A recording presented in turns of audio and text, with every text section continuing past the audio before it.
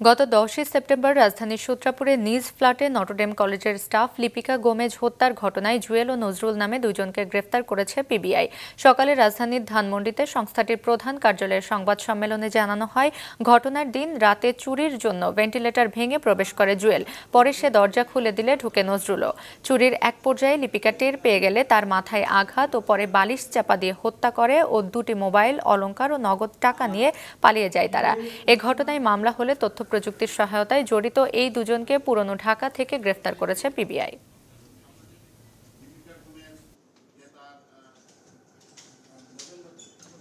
আমরা দেখতে পাই যে তার বাসা থেকে 2টি মোবাইল ফোন হারানো গিয়েছিল।